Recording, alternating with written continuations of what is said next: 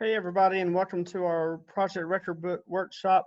This is Taylor Jones with Alamance County 4-H, and I'm going to go ahead and start sharing my screen so we can get started. All right, so hopefully you can see my screen, and we are going to try to start our slideshow here. We're going to jump right in. So again, my name is Taylor Jones. I'm the 4-H agent for Alamance County. This is our Project Record Book Workshop. Yeah, if I could have someone do my project record book for me, that would be really great. That would be something that I would have said as a 4-H'er many years ago. But hopefully after this workshop, you'll be able to complete your project record book with no problems at all. So why should you do a project record book is often a question that I get. And you know, there's lots of different reasons, but mainly it's because of the skills that you learn while doing your project record book. So your communication skills, you're communicating in a written way to the judges and to anybody else who looks at your project record book. So you're increasing your communication skills, you're increasing your decision-making skills, you're learning decision-making skills, because you have to be able to decide on what to include in your project record book, what not to include. So you're definitely honing in on those skills. You're categorizing and organizing data because of different sections. You're analyzing and utilizing information that you've learned throughout the process of your project and different things like that. You're sharing information with others, obviously. And then you are, if you're older if you're an older 4-H'er in your project record book, you're also including civic responsibilities. So you have to be aware of your civic engagement and responsibilities in your community. And then organizational skills, you're also learning in your project record book completion. And then time management, right? Because we only have 1 year to complete our project record book, and we have to be able to stay on top of things and make sure we get it done on time. So here are some top 10 reasons to do project record books.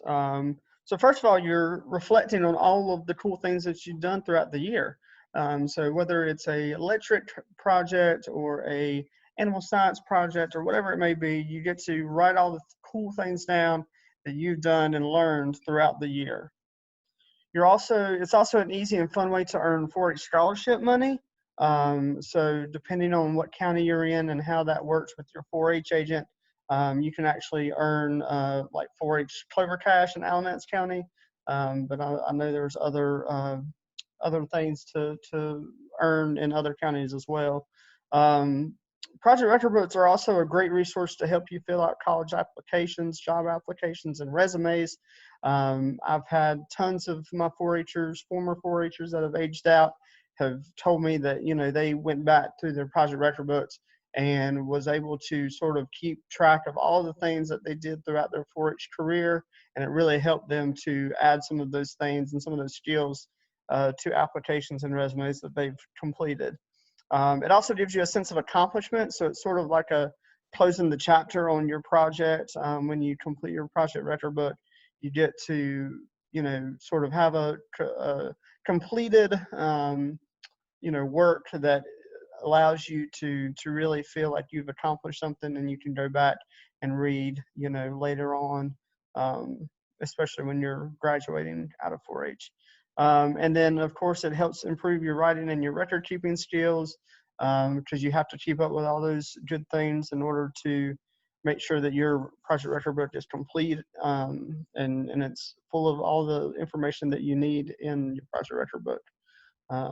This is a fun little graphic, just, you know, talking about how important it is to keep records of your projects in your project record book, because you can go back and remember when you won the ribbon for 3rd grade foods project. And then here's our other reasons. It gives you time in the spotlight, so, you know, you can turn in your project record books and you get awards, and you also get recognition at your achievement night. You can, win awards at the district and state level depending on how far you send your project record book past the county. It's also something cool to share with your family and friends, especially if you have family and friends that don't live close by. You can, show them or send them your project record book and they can see what you've been up to for that year. And then you can do it on anything you want. So whatever your project is, whatever you want to learn about, the possibilities are really endless as far as what you can do a project record book on, as long as it's 4-H appropriate. And then again, you may win a cash prize. You may win, some money, depending on how well your project record book is judged. So just a little bit of information about your project record book. It's for your year-long project. So it begins on January 1st and it goes through December 31st, just like our 4-H year. It's due in early January, or depending on what county you're in. Each county has a different deadline. In Alamance County, our deadline for project record book and portfolios are always on February 1st. So you'll have to check with your 4-H agent to make sure that you know when those are due. Some portions can be copied and pasted depending on, how many project record books you are completing. Your book should be in a folder with those little prongs in the center, or you can do a binder that's, sort of a smaller binder. You don't want a great big binder for your project record book because it could take up a lot of space. And then your pages should be typed if possible. You can find the forms and things online on the nc4h.org website. But if you're younger, like a Cloverbud or a younger junior, it's okay to handwrite your project record book if you need to. All right, so we're going to go through the sections of a project record book, and we're going to use the analogy of looking at your project record book like a barn. So there's lots of different sections of your project record book, and they all sort of can coincide with the parts of a barn. You've got a foundation and the doors and walls, the silo and the steeple and all those things we're going to talk about as we talk about our project record books. So first of all, you need a strong foundation for a barn and for your project record book. This is the personal information, 4-H and U sections. You're going to, it asks about who you are and what you do in 4-H. It's helping you build the foundation of your project and the barn. And then you want to remember to get the signatures that you need. So you need a parent signature, a 4-H leader signature, and you also need your 4-H agent signature as well. And then if you're doing multiple project record books, you can actually copy and paste this part into all of your project record books. Next, we've got our 4-H story, or our 4-H barn. Just like barn doors are all a little different, we're all different. Your 4-Hers are different from each other. So your 4-H story is your time to tell how your project makes you different, or how you're different as a 4-Her. And this is a special touch that you add to the book. Here you want to talk about yourself and your family and the project you completed. And this will serve as an introduction to who you are before the judge begins going through the rest of your book. It really gives a good sort of introduction and about me section in your project record book at the beginning. And then each project book you complete should have its own paragraph in the story. So if you're doing a animal science project record book, you want to talk about what projects you did. So maybe you are participating in the Tri-County chicken chain. You want to talk about that. You want to talk about the chickens that you have, maybe the breed and that sort of thing. Or if you're doing an electric project book, you want to talk about the electric experiment or project that you did as well in your 4-H story. And then you can copy and paste the bulk of your 4-H story. But again, each book needs its own little section in your story about the project that you completed. And this is just a sort of a breakdown of maybe how you wanted to do your story. If you're submitting 4 project record books, this is what your story could look like in each of your books. So intro, and then you got your paragraphs, and then conclusion. All right, next up we have our project focus, or the walls of our project record book barn. In this section, you're going to answer a lot of questions. So what have you done to build your barn, or what have you done in your project? What steps have you taken, and when did you take those specific steps? It's really important to for that record keeping portion to make sure that you make note of when you first started your project, or when you hit those big milestones of your project, and you want to include that in your book. This tells the judge what and when you completed for the parts of your project. And this portion in each book needs to focus on your specific project of that book. You do not want to include information from other project, from your other project record books in here. And you don't want to copy and paste this section. So for our roof of our barn, and the leadership, citizenship, and community service sections of our project record book, we need a well-built roof. A well-rounded person has many activities they are involved in. For 4-H youth, this is very important. So we know that 4-H, the 3 pillars are leadership, citizenship, and community service. So we've got to have those strong sections of our project record book as well.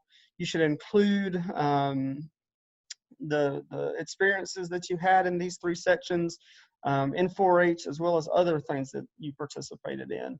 And those can be listed as well. If you're listing an activity that's outside of 4-H, though, make sure that 4-H has helped you to prepare for that activity. And then you also want to make sure that you note and classify when or how you did these projects. So was it a local project? Was it a state project, or even a national project? That's what you want to make sure that you put for each of your experiences, and the judges want to hear about all of these things that you're doing in addition to your project. And then you can copy and paste this, but of course you want to make sure that it is relevant to the project focus in your project record book. Your hayloft is your general information. So in a hayloft, this is where you place hay to feed your animals, so they will be the best that they can be. In the general information section, you want to list awards and recognition that you received, so ribbons, medals, certificates, letters, whatever that looks like for you. But you do not want to put ribbons, medals, or certificates in the section. They actually belong in the next section. And you don't want to send originals. You want to make sure that you put a copy of these things, or take pictures of them and cut them out to put in your book. Sections 2 and 3 can be copied and pasted, and then section 1 cannot, because it's project specific. Next is our awards and recognition. So there's actually 3 sections of this. So project awards, other 4-H awards, and non-4-H awards and recognition. So your project awards come first.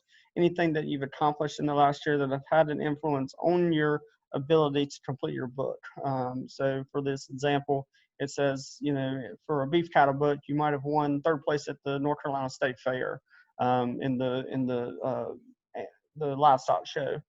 For other awards, if you have received a general 4-H award or an award in your club, you can put that here as well. So you might have been awarded the Most Spirited 4-H award for that year. You want to include that in this section. And then non-4-H awards and recognition, you want to list the type of award and why you received it. So maybe you got a citizenship award at school for outstanding service to your community. That's definitely relevant and important, and you want to include that as well. Next up, we've got our supporting materials. So just like silos on a barn can come in many types and colors, so will your 4-H photos and supporting materials. This is your time to shine and add your own creative touch to the book. You do have 6 pages for your project, so to include your supporting materials, but this needs to focus on your specific project the project book that you're working on. They also must be 8.5 by 11 traditional size pieces of paper to fit on your book, and you do not want to use large scrapbook paper.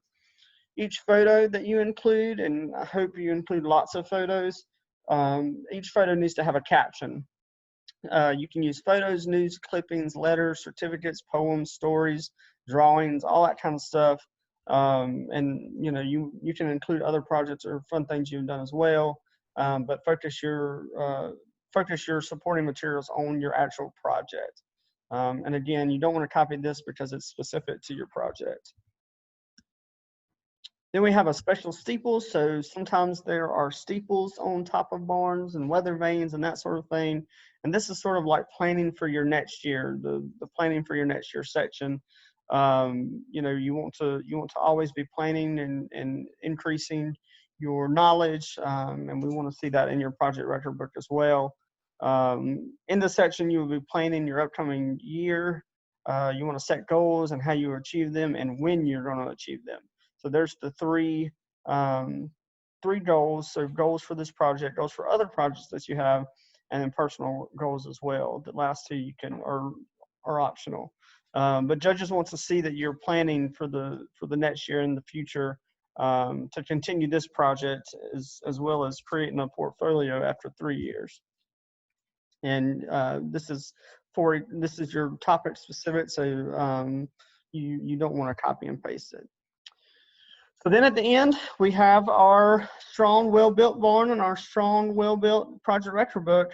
You'll have all your sections completed, and you want to make sure that once you're done completing your project record book, that you have someone look over it for you, make sure there's no errors like grammar or spelling, or anything out of the alignment of what's happening. But essentially, that would give you a strong project record book. So these are the ages for record books, and it's actually changed a little bit since this presentation has been created, and Cloverbuds are actually 5 to 7 now. So the competition or the competitive ages start at age 8. So just keep that in mind, but that's how that's broken down. And just a few rules. So again, it is now as of age 9, as of January 1st, age 8, I'm sorry, of January 1st, that you can actually be competitive with your project record book. Cloverbud books are not submitted for competition. They're just fun and practice, and for you get participation awards for that. I always encourage my Cloverbuds to begin with their project record books so they can be prepared once they become eligible for competition. And then it's a record of accomplishment for just 1 year of 4-H work in your project. So again, another just funny little meme or graphic of some of us that have waited till too late to complete our project record book, but that's okay. Just as long as you get it in by that deadline, you are good to go. And I know we've all felt this way over one time or another, like Squidward here, when you finish your project record book. But hopefully, if you are prepared and you work on it a little bit at a time, you'll be nice and prepared at the end when it's due, and you'll be feeling confident and ready to go. Here's the categories for project record books, just so you know where your project fits. So depending on what you do, and your 4-H agent can help you determine what project category that your book should belong in if you're having questions or figuring out where they need to go. And 4-H offers us lots of opportunities, and the project record books are part of this. If you have any questions, you can feel free to reach out to me. My information is on this slide, but you can also contact your 4-H agent if you're not in Alamance County. And I want to give a special shout out to Allison Walker, who is the 4-H agent in Randolph County, who created this PowerPoint and this analogy. So thank you, Miss Allison, for that. And with that, I'm going to stop sharing my screen, and we're going to finish up. And again, if you have any questions, reach out to your 4-H agent. Thank you.